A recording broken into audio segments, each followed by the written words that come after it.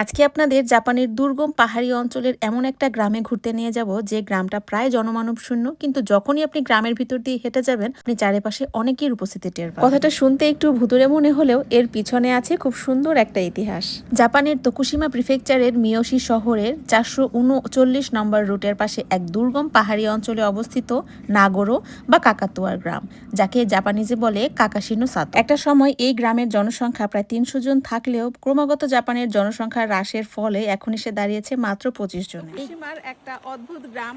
এই ভিলেজটা অদ্ভুত বললাম এই কারণে, এই ভিলেজে এই যে দেখেন ওয়েলকাম করার জন্য দুইজন পুতুল বসে রয়েছে। যেখানে আপনি যাবেন সব জায়গায় এরকম পুতুল দেখতে পারবেন। এই কারণ হচ্ছে এই ভিলেজটা আগে যে মানুষজন ছিল ওনারা হয়তো মারা গেছে বা শহরে শিফট হয়ে গেছে, এখন ভিলেজে মানুষজনই নাই, খুবই কম। তো যারাই আছে তারা যেন এরকম ফিল করে যে আশেপাশে মানুষ আছে, এই জন্য এরকম পুতুল বানায় বানায় রাখা।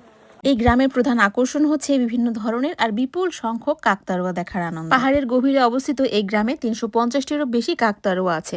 এখন প্রশ্ন হচ্ছে এই গ্রামে এত কাকতাড়ুয়া কেন? এটা শুরুটা হয়েছিল যখন এর মূল স্রষ্টা সুকিমি আয়ানো তার নিজের ক্ষেতের জন্য একটা কাকতাড়ুয়া তৈরি করেছিলেন। 2000 এর দশকের শুরুর দিকে সুকিমি আয়ানো, যার পরিবার ছোটবেলায় গ্রামটি ছেড়ে চলে গিয়েছিল, সে তার বাবার দেখাশোনা করার জন্য আবার নাগরীতে ফিরে আসে। নিজের ক্ষেতের জন্য তিনি তার বাবার আদলে একটি কাকতাড়ুয়া তৈরি করেন এবং উনি খেয়াল করলেন যে স্থানীয় মানুষজন সেটিকে সত্যিকারের মানুষ ভেবেই গ্রিটিংস জানাচ্ছেন, কারণ কাকতাড়ুয়াটি তার বাবার পোশাক পরেছে। এমন কোনো মানুষ যদি সত্যি থাকতো তবে বেশ মজা হতো। এই ভাবনা থেকেই তিনি কাকতাড়ুয়া তৈরি করা শুরু করেন, আর তারপরে তার কাজে অনুপ্রাণিত হয়ে স্থানীয়রাও তার সাথে কাকতাড়ুয়া তৈরিতে যোগ দেন এবং এরপর থেকে মোট 400টিরও বেশি পুতুল তৈরি করেছেন পুরো গ্রামবাসী। কি ইন্টারেস্টিং একটা গ্রামে দেখেন, এখানে ঘাস কাটতেছে সবাই। মানে আস্তে আস্তে শহর গ্রামগুলো খালি হয়ে শহর বোঝাই হয়ে যায়, আর গ্রামটা আসলে একেবারেই পড়ে থাকে। এখানে একটা নাকি স্কুলও আছে। স্কুলে লাস্ট মানে 2012 সালে লাস্ট 2টা স্টুডেন্ট ছিল, তারা পাশ করার পরে আর ওই স্কুলও বন্ধ হয়ে গেছে। তো ওই স্কুলের ভিতরে এরকম পুতুল বানায় রেখে দেওয়া হয়েছে। এই ভিলেজটাকে বলা যায় হচ্ছে কাকতাড়ুয়ার ভিলেজ। আমরা বাংলাদেশে যেরকম ওই যে পশু পাখি তাড়ানোর জন্য খেতে হচ্ছে কাকতাড়ুয়া থাকে, ঠিক ওই রকমই এরকম মানে কাকতাড়ুয়া এই গ্রামে আছে। টোটাল বলতে গেলে 200টার মতো। আর এই প্রত্যেকজনের কিন্তু একটা রেসিডেন্ট ইনফরমেশন আছে, মানে প্রত্যেকের একটা নাম আছে, প্রত্যেকে আলাদা আলাদা পরিচয় আছে। যারা এখানে আশেপাশে থাকে তারা তাদেরকে সেইভাবে ট্রিট করে, যে কারণে এই জায়গাটা ওনাদের কাছে বেশি লাইভলি মনে হয়, মানে তাদের পার্সপেক্টিভ থেকে।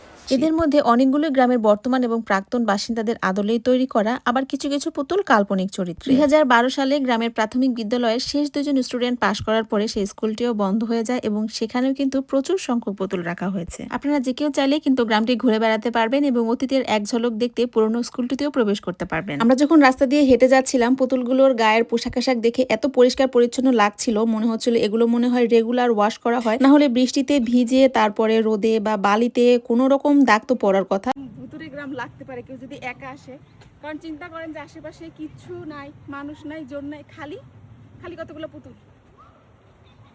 আমরা তো অনেকগুলো মানুষ আসছে দেখে আমাদের কাছে হচ্ছে মানে ভালো লাগতেছে জিনিসটা, বাট একা আসলে এই জায়গায় একটু ভয় ভয় লাগতে পারে।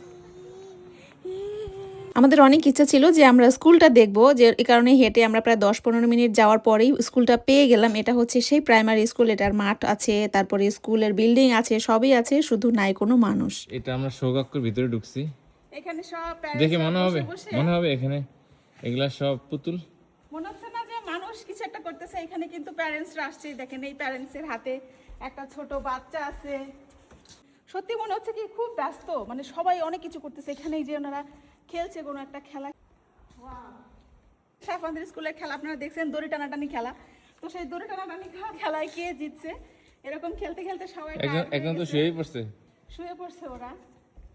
হইতে পারে, মানে এটা ভাবা যায় যে একদম ভাবা যাচ্ছে না। আমার কাছে তো মনে হচ্ছে আসলে মনে হয় আশেপাশে মানুষজন আছে, তাই না? মনে হচ্ছে মানুষ আর মানুষ, মানে যদি একা তুমি আসো তাহলে গা ছমছম করবে জিনিসটা। একদম আসা যাবে না, একদমই আসা যাবে না। আমরা তো মানুষ আছে দেখে মনে হচ্ছে না, কিন্তু একা যে কেউ আসলে মনে হবে যে আসলে আমার আশেপাশে অনেক একটা ভৌতিকতার একটা ইয়ে আছে, আসলে আসলে ওরকমই একটা ফিল হইতেছে। পুরো গ্রাম জুড়ে কেউ মাঠে কাজ করছে, কেউ ক্ষেত খামারে বসে গল্প করছে, কেউ বাস স্টপেজে বসে অপেক্ষা করছে, কেউ বা হয়তো টেলিফোনের খুঁটির গোড়ায় বসে আছে, কেউ বসে বসে নদীতে মাছ ধরছে, একজন মা তার বাচ্চাকে নিয়ে সাইকেল চালাচ্ছে, দুই বন্ধু মিলে গ্রামের নদীর পাড়ে বসে গল্প করছে।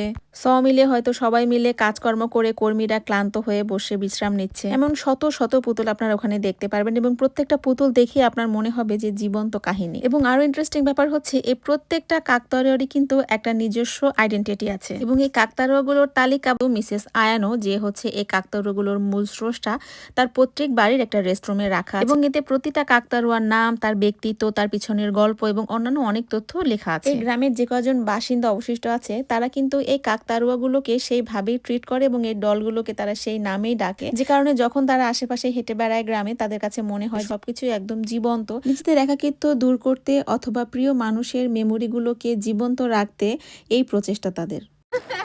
এখন আমাদের রীতিমতো ভয় লাগতেছে, কারণ হচ্ছে আসলে পুরো জায়গাটা একটা আগে আসলে ভয় লাগতো না, কিন্তু এখন সন্ধ্যা হয়ে যাবে তো রাত হয়ে যাবে। তো আমাদের একটু হ্যাঁ, রাস্তা অনেক খারাপ।